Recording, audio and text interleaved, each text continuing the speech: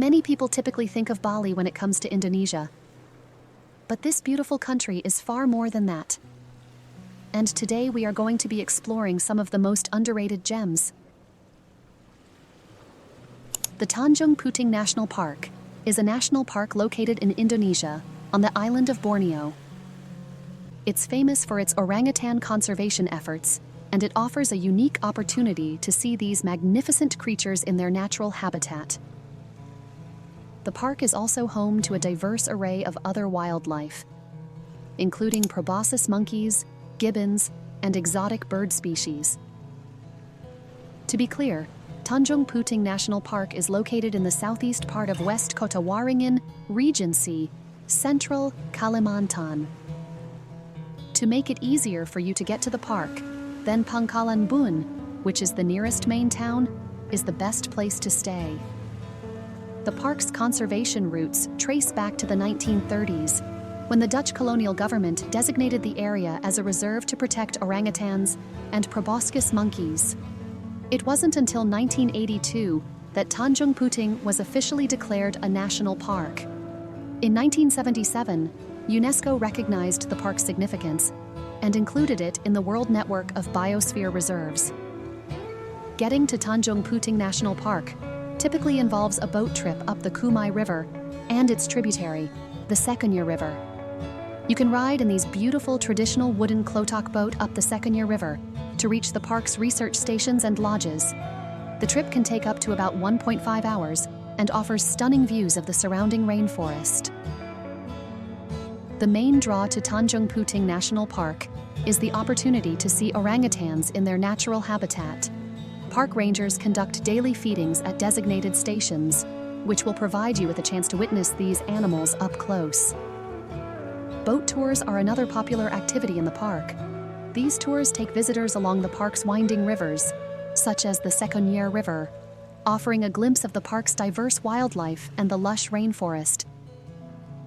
Isn't it thrilling and exciting? The park's entrance fee is roughly around $8, whereas the boat rides typically cost around $70 to $140 per day for the boat, not per person. This typically covers transportation within the park and accommodation on the boat. Torajaland, also known as Tanah Toraja, is a regency located in the mountainous regions of South Sulawesi, Indonesia. It's famed for its unique culture, particularly the Toraja people's elaborate funeral rituals, traditional houses called tongkonan, intricate wood carvings, and impressive cliffside tombs. The Toraja culture has been relatively well preserved, providing a rich insight into their traditional way of life. The Toraja people are an indigenous ethnic group known for their adherence to animistic traditions, called aluk, which means the way. Even though many Torajans are now Christian, they still hold on to many of their ancestral customs, including elaborate funeral ceremonies that can last for days and involve the sacrifice of water buffalo. One of the most striking features of Torajaland is the presence of intricately carved wooden tombs nestled into the cliffsides. These tombs, called tau-tau, often contain the bodies of deceased ancestors. Apart from that, the Landa Caves are one of the most famous burial sites in Torajaland. The caves are filled with coffins and effigies of the deceased, which are often placed on cliffsides.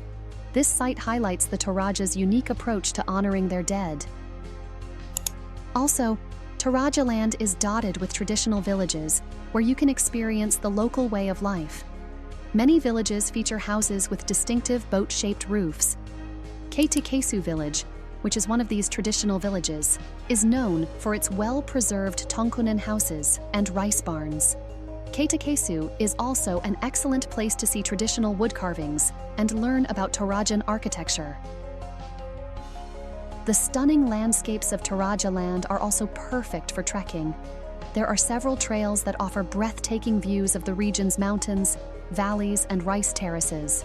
The local markets, such as the one in Rantapau, are vibrant places to experience daily Torajan life.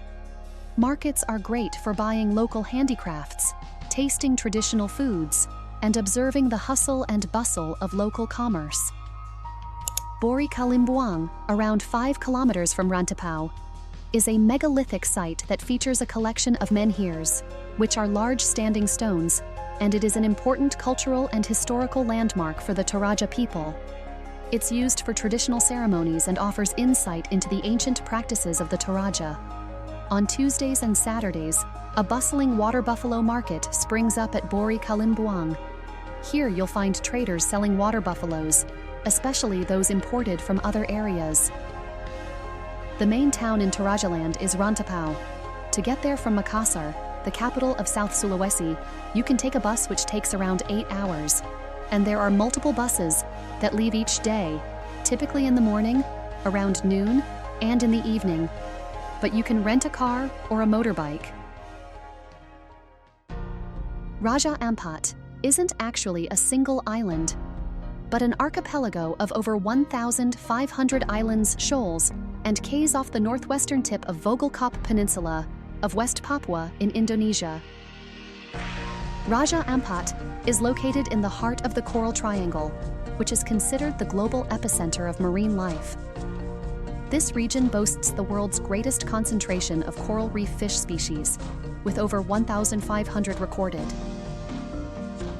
The coral reefs themselves are thriving and diverse, with an estimated 75% of all known coral species found here.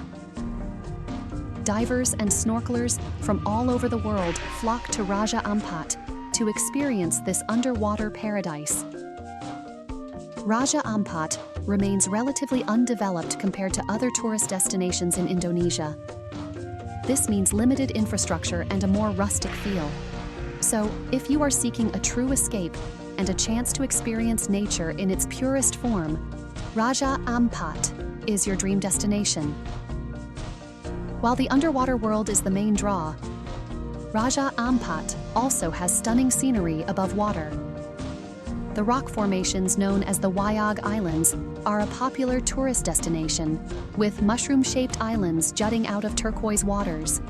There are also opportunities for kayaking, trekking through jungles, and visiting local villages. Getting to Raja Ampat involves a flight to the town of Sorong, which is the main gateway to the archipelago. From Sorong, you can take a ferry or speedboat to Waisai, the main town in Raja Ampat. The best time to visit Raja Ampat is during the dry season, which is from May to September. This is because the seas are calmer and the weather is sunny. However, before you head out, just know that a permit is required to visit Raja Ampat, but these can typically be obtained through your accommodation provider or a local tour operator. Mount Bromo is an active volcano located in East Java, Indonesia. It is part of the Bromo Tengger Semeru National Park and is one of the most iconic and frequently visited tourist destinations in Indonesia. The volcano stands at 2,329 meters and is renowned for its spectacular sunrise views and the stunning landscape surrounding it. The most popular activity is watching the sunrise over Mount Bromo from the viewpoint at Mount Penanjakan. The view of the sun rising over the volcanic landscape is breathtaking and well worth the early wake-up call. You can either hike up to the viewpoint or take a jeep tour. After enjoying the sunrise, you can head to the Bromo crater. You can walk or take a horse ride across the Sea of Sand, which is an expanse of volcanic sand surrounding the volcano. A set of stairs leads to the rim of the crater, where you can peer into the smoking caldera. Cool, right? The vast, surreal landscape of the Sea of Sand, also known as the Sand Sea, is a unique experience, and you can explore it on foot, by horse, or by jeep. Another place you can visit is the Whispering Sand. This area, also known as Pasir Berbisik, and it is famous for its whispering sound created by the wind blowing over the sand. It's a great place for photography and enjoying the quiet, otherworldly atmosphere.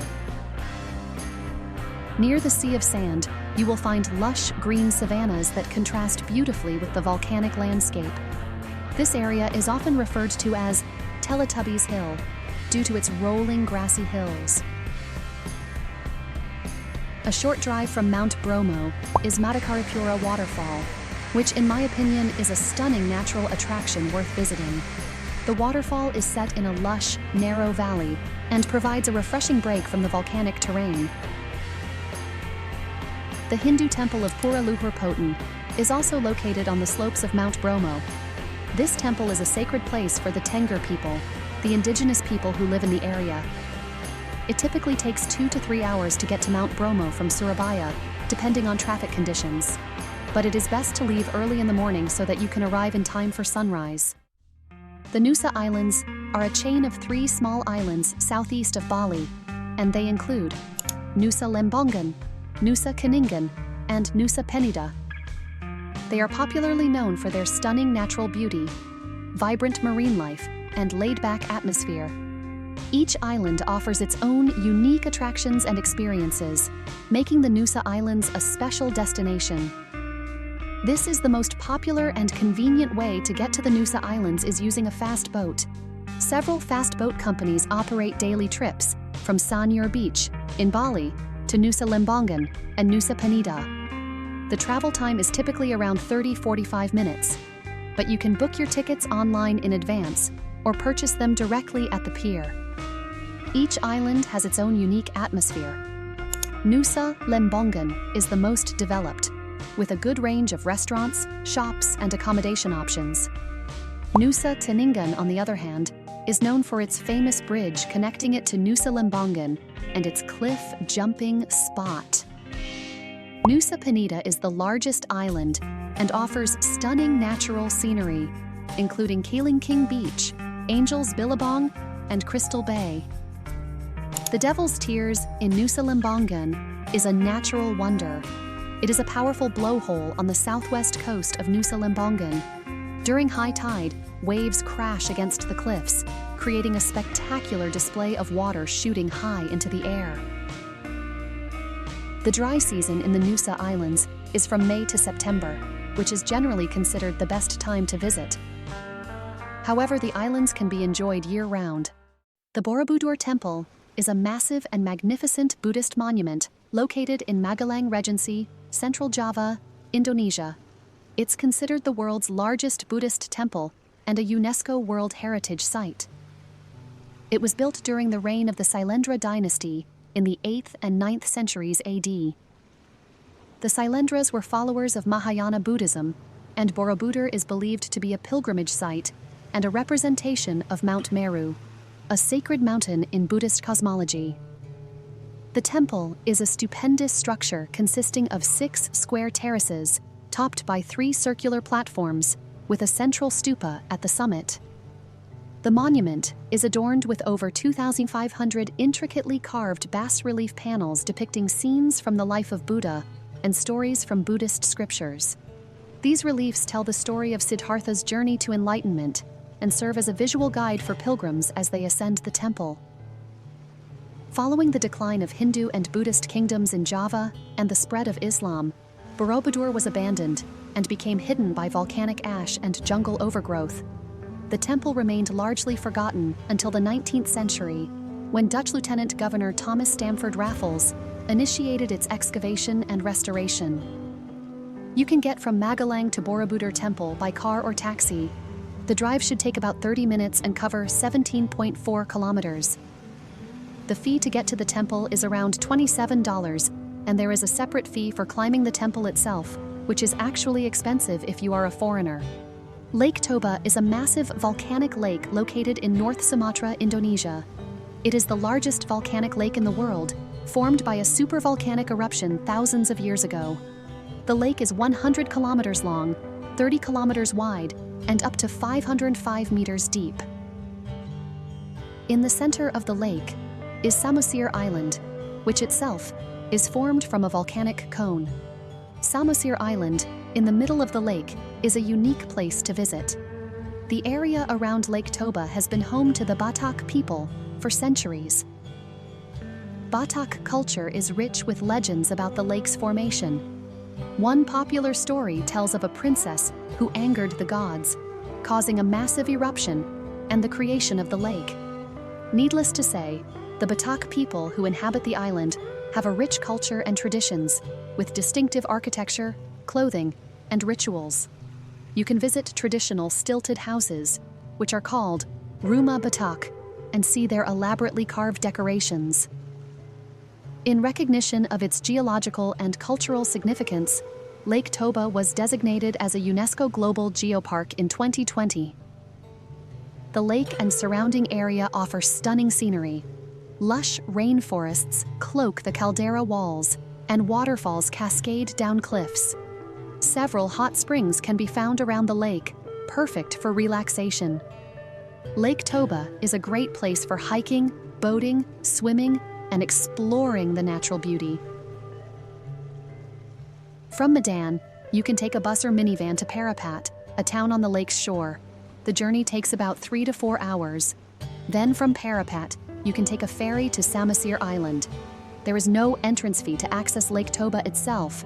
However, there may be fees for entering specific attractions around the lake, such as Samosir Island or national parks. Be sure to check for any fees before you visit. Yogyakarta, also affectionately nicknamed Jogja by locals, is a bustling cultural center on the island of Java, Indonesia. It's not just a city, it's a special region that preserves the rich Javanese culture and history. Yogyakarta is widely considered the cultural heart of Java. It was a center of Javanese royalty for centuries, and this rich heritage is evident in the city's art, architecture, and traditions. In this place, you'll find museums showcasing Javanese history, gamelan music performances, traditional wayang puppet shows, and batik-making workshops. The city was once the capital of the Mataram Kingdom, a powerful Javanese empire that ruled from the 16th to the 19th centuries. You'll find remnants of this history in the Kraton, the Sultan's Palace complex, and numerous historical sites around the city. Indonesian cuisine is known for its bold flavors and fresh ingredients, and Yogyakarta offers a chance to savor a wide variety of dishes. From street food stalls serving up satay skewers and nasi goreng, which is fried rice, to upscale restaurants specializing in Javanese specialties, there's something for every taste bud. Yogyakarta is also a fantastic base for exploring the magnificent temples of Borobudur and Prambanan. Borobudur, a UNESCO World Heritage Site, is the world's largest Buddhist temple, adorned with intricate sculptures and reliefs, whereas Prambanan is a captivating Hindu temple complex known for its towering spires and intricate carvings. Needless to say, Indonesia is a wonderful country waiting to be explored. I hope you enjoyed today's video, and if you did, please don't forget to like and subscribe and click the notification bell so you don't miss any videos. Thank you for watching and see you next time. She signs off happily.